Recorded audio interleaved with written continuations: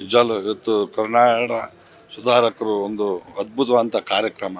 ಯಾಕಂದರೆ ಪ್ರತಿಯೊಂದು ನಾವು ತಿಳ್ಕೊಳ್ದೇ ಇರೋಂಥ ವಿಚಾರ ಕೂಡ ಇಲ್ಲಿ ನಾವು ಪ್ರತಿಯೊಂದು ಅಂತ ಒಂದು ತುಂಬ ಚೆನ್ನಾಗಿ ಕ್ರಿಯೇಟ್ ಮಾಡಿದರೆ ಭಾಳ ಖುಷಿ ಆಯಿತು. ಆಮೇಲೆ ಒಂದು ಅರ್ಥಗರ್ಭಿತ ಅಂತ ಕಾರ್ಯಕ್ರಮ ಇದು. ಬಟ್ ಎಲ್ಲರೂ ಬೇರೆ ಬೇರೆ ಥರ ಬಟ್ ಇದು ಒಂದು ಕನ್ನಡಕ್ಕೋಸ್ಕರ ಮಾಡಿರ್ತಕ್ಕಂಥ ಒಂದು ಒಳ್ಳೆ ಕಾರ್ಯಕ್ರಮ, ಭಾಳ ಖುಷಿ ಆಗುತ್ತೆ. ಸರ್, ಈಗ ಮೊನ್ನೆ ಅಷ್ಟೇ ನಾವು 70ನೇ ವರ್ಷದ ಕನ್ನಡ ರಾಜ್ಯೋತ್ಸವವನ್ನು ಅದ್ದೂರಿಯಾಗಿ ಆಚರಿಸಿದ್ವಿ. ನಮ್ಮ ಕರುನಾಡಿಗೆ 70 ವರ್ಷ ಆಗಿದೆ, ಹೇಗೆ ಅನಿಸ್ತಾ ಇದೆ ಸರ್? ನಿಜಲ್ಲ, ಇವತ್ತು ಈ ಕರುನಾಡಿನಲ್ಲಿ ಹುಟ್ಟಿ ನಿಜ ನಾವೆಲ್ಲ ಒಂದು ಅದೃಷ್ಟವಂತೆ ಅಂತ ಹೇಳ್ಬೋದು. ಬಟ್ ಒಂದು 70 ವರ್ಷ ತುಂಬಿದ ಸಂದರ್ಭದಲ್ಲಿ ಭಾಳ ಖುಷಿ ಆಗುತ್ತೆ. ಇನ್ನು 100 ವರ್ಷ ಒಂದು ನೋಡೋ ಭಾಗ್ಯ ಆರೋಗ್ಯ ಪ್ರತಿಯೊಬ್ಬರಿಗೂ ಕೊಡ್ಲಿ ಭಗವಂತ ಅಂತ ಹೇಳಿ ಕೇಳ್ಕೊತೀನಿ.